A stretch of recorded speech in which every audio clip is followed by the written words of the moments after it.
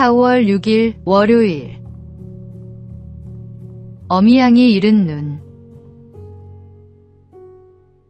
호주에서는 양을 많이 기른다고 합니다. 어느 날 한 목동이 언덕 위에서 양 떼를 지켜보고 있는데 독수리 한 마리가 쏜살같이 내려와 새끼 양을 채가려 했습니다. 어미양은 독수리와 필사적으로 싸웠고 결국 독수리는 포기하고 날아갔습니다. 목동이 달려갔을 때 어미양의 두 눈은 독수리에게 쪼여 피를 흘리고 있었습니다. 그 사이 새끼 양은 어미의 네 발 사이에 들어가 얼굴을 엄마의 발에 비비며 평온히 쉬고 있었습니다. 어미의 눈이 어떻게 되었는지도 모른 채였습니다. 목동은 한동안 그 자리를 떠나지 못했습니다. 눈을 잃으면서도 새끼를 지켜낸 어미양과 그 사실도 모른 채 평온히 쉬고 있는 새끼양의 모습이 마음에 깊이 박혔기 때문입니다. 예수님은 우리를 위해 눈보다 더한 목숨을 바치셨습니다. 그런데 우리는 종종 그 희생을 잊고 그분의 품 안에서 아무 일도 없다는 듯 편안하게 지냅니다. 부활의 기쁨 뒤에는 십자가의 희생이 있었습니다. 오늘 우리를 위해 모든 것을 내어주신 예수님을 다시 한번 기억하십시오. 그분의 사랑은 오늘도 변함없이 우리를 감싸고 있습니다. 오늘의 말씀. 우리가 아직 죄인 되었을 때 그리스도께서 우리를 위하여 죽으심으로 하나님께서 우리에 대한 자기의 사랑을 확증하셨느니라. 오늘의 만나. 우리가 누리는 평안 뒤에는 주님의 희생이 있습니다. 그 사랑을 기억하며 오늘 하루를 감사함으로 살아가십시오.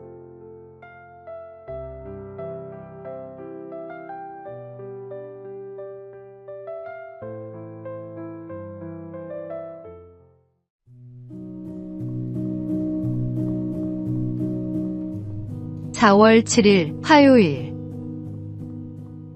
집을 짓는 사람. 어느 마을에 집을 짓는 일꾼이 세 사람 있었습니다. 지나가던 나그네가 물었습니다. 무슨 일을 하고 계십니까?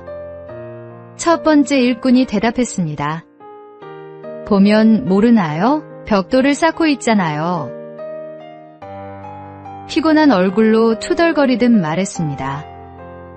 같은 질문을 두 번째 일꾼에게 하자 이렇게 답했습니다. 집을 짓고 있습니다.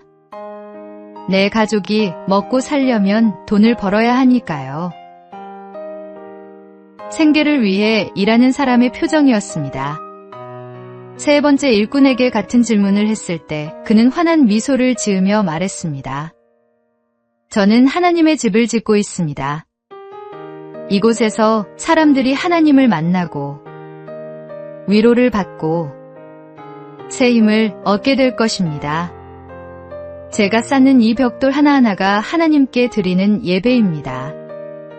똑같은 일을 하지만 세 사람의 마음은 완전히 달랐습니다.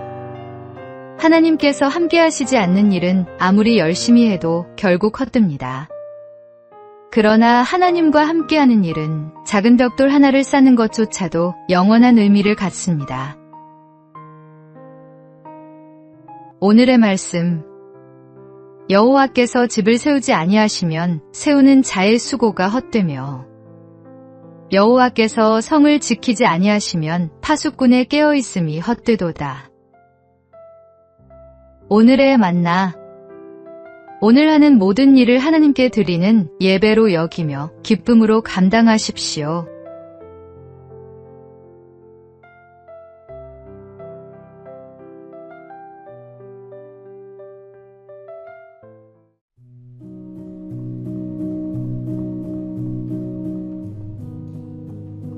(4월 8일) 수요일.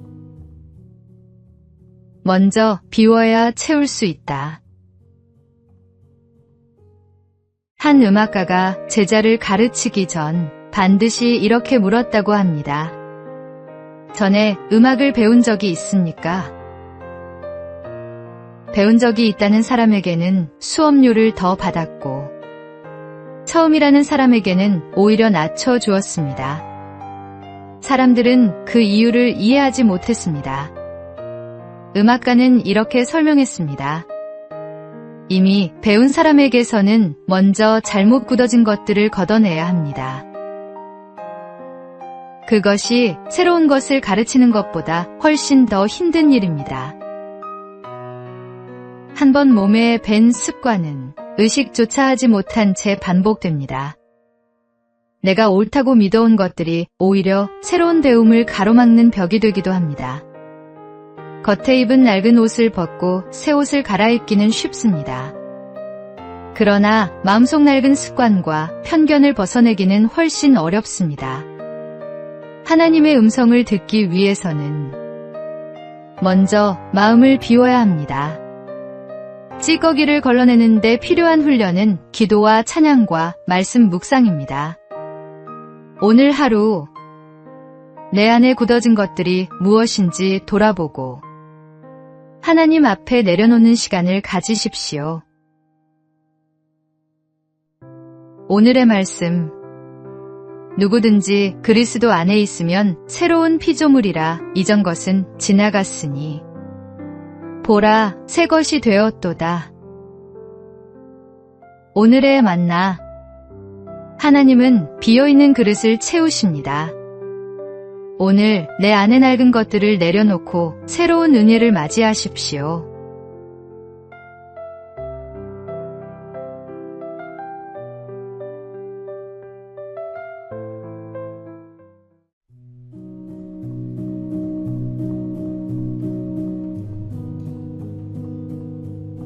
(4월 9일) 목요일. 꾸준함이 가장 강한 힘이다. 2026년 밀라노 동계올림픽에서 한국 선수단의 첫 메달을 안긴 주인공은 스노보드의 맏형 김상겸 선수였습니다. 스노보드 남자 평행대회전 결승에서 은메달을 목에 건 것입니다. 중학교 시절부터 스노보드를 탔던 그는 2014년 소치 올림픽에서 한국 선수 최초로 스노보드 종목에 출전하며 큰 무대의 문을 두드려 왔습니다. 그러나 오랫동안 메달과는 인연이 없었습니다. 이번 대회에서도 기대하는 사람은 많지 않았습니다. 그랬던 그가 30대 중반에 접어들어 서서히 결실을 맺기 시작했습니다. 결승에서 당당히 은메달을 따낸 뒤 그는 말했습니다. 스노보드는 제 인생이에요. 꾸준히 하다 보면 더 좋은 결과가 있지 않을까요? 신앙의 길도 다르지 않습니다.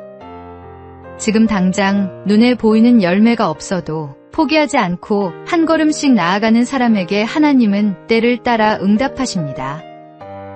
오래 기다리고 지칠 때가 있습니다. 그러나 포기하지 않는 한 걸음이 쌓여 결국 결승선에 닿습니다. 오늘의 말씀. 운동장에서 다름질하는 자들이 다 달릴지라도 오직 상을 받는 사람은 한 사람인 줄을 너희가 알지 못하느냐. 너희도 상을 받도록 이와 같이 다름질하라. 오늘의 만나. 지금 보이지 않는 결실 앞에 낙심하지 마십시오.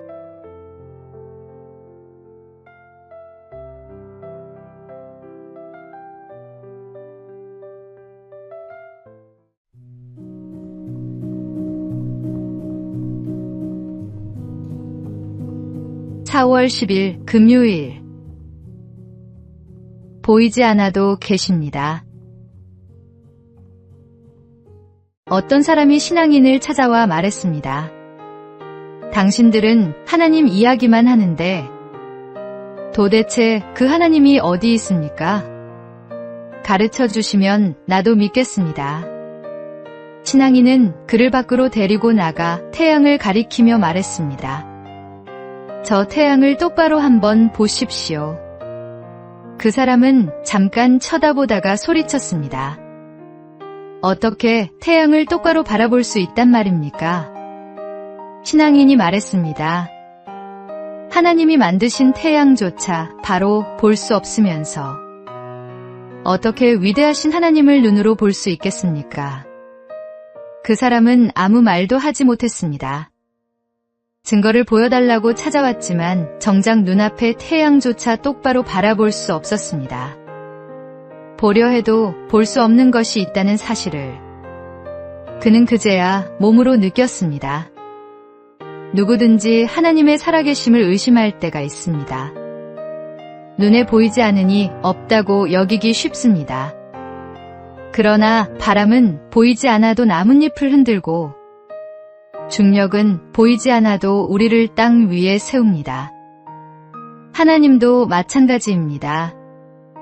눈으로 직접 뵐 수는 없지만 그분이 지으신 세상 곳곳에 그 흔적이 가득합니다.